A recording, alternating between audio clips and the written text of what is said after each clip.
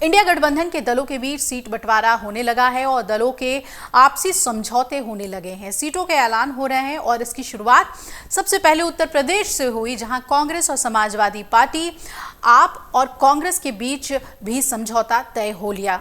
उसके बाद इसी बीच खबर आ रही है कि अब कांग्रेस और टीएमसी के बीच भी सीट बंटवारा तय हो गया है। ये एक बड़ी खबर, क्योंकि पश्चिम बंगाल में सबसे पहले पेंच फंस गया था। ममता बनर्जी ने कह दिया था कि वो अकेले चुनाव लड़ेंगी, लेकिन अब कहा जा रहा है कि कांग्रेस के साथ टीएमसी सीट बंटवारे के लिए तैयार है। सूत्रों के मुताबिक पश्चिम बंगाल में पहले जहां ममता दीदी की पार्टी कांग्रेस को सिर्फ 2 सीट दे रही थी पश्चिम बंगाल में, अब वो 5 सीटों पर तैयार हो गई है।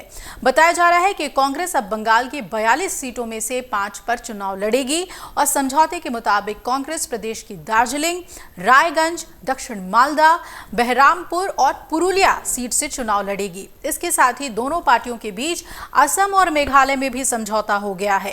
कांग्रेस टीएमसी को मेघालय में तूरा सीट देने को तैयार है। इसके अलावा असम में भी कांग्रेस टीएमसी के लिए 1 सीट छोड़ेगी।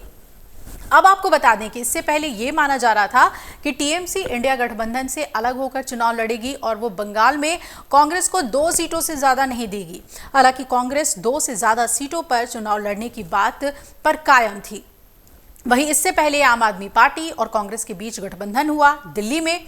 गठबंधन के तहत दिल्ली में आम आदमी पार्टी नई दिल्ली, पश्चिमी दिल्ली, दक्षिणी दिल्ली और पूर्वी दिल्ली पर चुनाव लड़ेगी और कांग्रेस को पूर्वी दिल्ली, उत्तर पूर्वी दिल्ली और चांदनी चौक जैसी सीटें मिली। 4-3 का जो रेशियो है वो तय हुआ। इसके साथ ही गोवा में दोनों सीटों पर कांग्रेस पार्टी चुनाव लड़ेगी और गुजरात की 24 सीटों पर कांग्रेस पार्टी अपने उम्मीदवार उतारेगी, तो 2 सीटें उसने आप की झोली में डाल दिया है। इसके साथ ही हरियाणा की 9 सीटों पर कांग्रेस के उम्मीदवार उतरेंगे।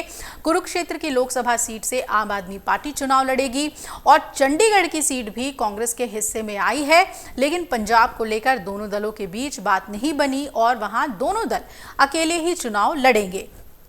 उत्तर प्रदेश की बात करें तो प्रियंका गांधी ने बहुत ही अहम रोल निभाया। यहाँ प्रियंका गांधी की सक्रियता के बाद ही कांग्रेस और सपा के साथ सीट शेयरिंग का औपचारिक ऐलान हो सका और वहीं महाराष्ट्र में भी बात बनती हुई नजर आ रही है। 1-2 सीटों को छोड़ दें जहां पर पेंच फंसा हुआ है, तो दिल्ली के मुख्यमंत्री अरविंद केजरीवाल के आवास पर कांग्रेस और आम आदमी पार्टी के नेताओं ने बैठक की और दूसरे ही दिन यानी यूपी के बाद दिल्ली में भी सीट शेयरिंग का फॉर्मूला तय हुआ।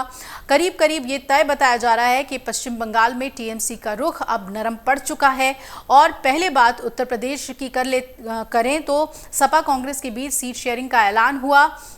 लोकसभा चुनाव के लिए अहम 80 सीटों वाले उत्तर प्रदेश में एक समय सपा और कांग्रेस के बीच सीट शेयरिंग को लेकर बातचीत बंद होने की खबर आ रही थी।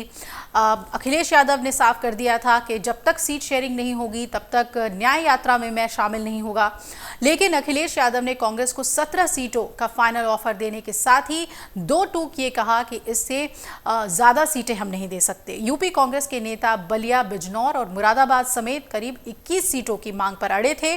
दोनों दलों के बीच बातचीत की गाड़ी जब पटरी से उतरने लगी थी तब सपा ने 5 उम्मीदवारों की तीसरी लिस्ट भी जारी कर दी थी और इस लिस्ट में वाराणसी की सीटों से उम्मीदवार का भी नाम था, जहां से पीएम मोदी के खिलाफ कांग्रेस के प्रदेश अध्यक्ष अजय राय लड़ते रहे हैं।